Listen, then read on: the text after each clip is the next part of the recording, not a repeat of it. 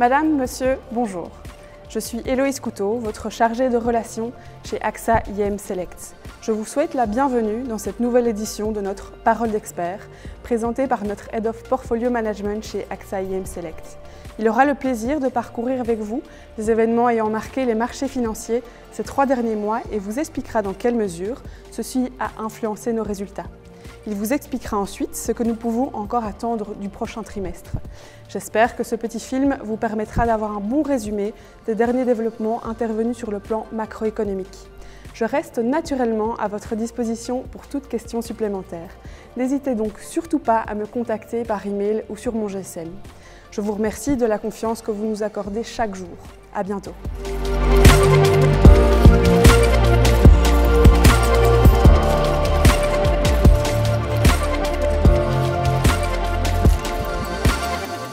La progression des actifs risqués s'est poursuivie durant l'été. Bien que cette période soit généralement agitée sur les marchés financiers, elle s'est avérée être cette année un havre de paix. Les actions ont légèrement surperformé les obligations, mais toutes les stratégies ont progressé au cours du dernier trimestre. Les menaces du président Trump ne provoquent plus de baisse de marché, car nous avons remarqué qu'il finit toujours par céder au dernier moment afin de quand même conclure un accord. De plus, le reste du monde n'a pas non plus l'intention de riposter, ce qui lui permet à chaque fois de parvenir effectivement à un accord. Un climat entrepreneurial favorable a par ailleurs été créé. Les gouvernements dépensent davantage qu'auparavant, notamment en Allemagne, aux États-Unis et en Chine. Et les banques centrales baissent également leur taux d'intérêt, tant dans les pays développés que dans les pays émergents. Au cours des derniers mois, nous avons racheté plusieurs fois des actions et sommes donc devenus surpondérés en actions. Bien que leur prix soit élevé, le contexte actuel est favorable aux investisseurs. Nous constatons que les bénéfices des entreprises sont conformes aux attentes, car la consommation reste stable et une partie des tarifs est compensée par des réductions d'impôts.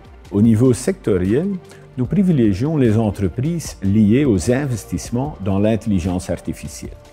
Cette tendance reste forte et par conséquent, une sous-pondération de ces actions pourrait nous coûter cher.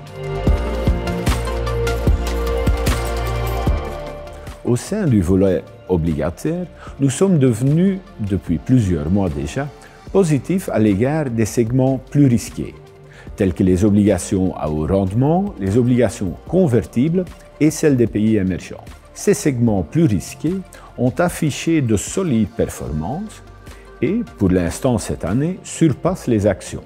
Nous restons positifs à leur égard car selon notre scénario de base, nous pourrions éviter une récession et peu de problèmes de remboursement pourraient apparaître.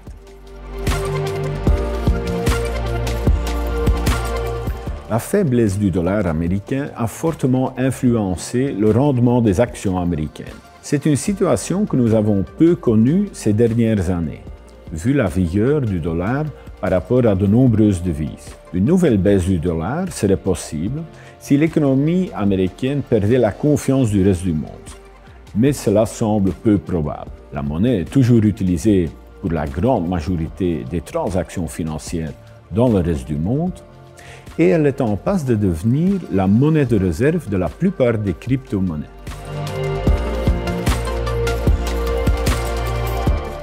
Nous pensons que l'environnement actuel pourrait continuer à soutenir nos portefeuilles grâce au soutien des banques centrales, à la politique budgétaire accommodante des gouvernements et aux bénéfices des entreprises qui sont conformes aux attentes. Il me reste à vous remercier de votre confiance et vous dire à bientôt.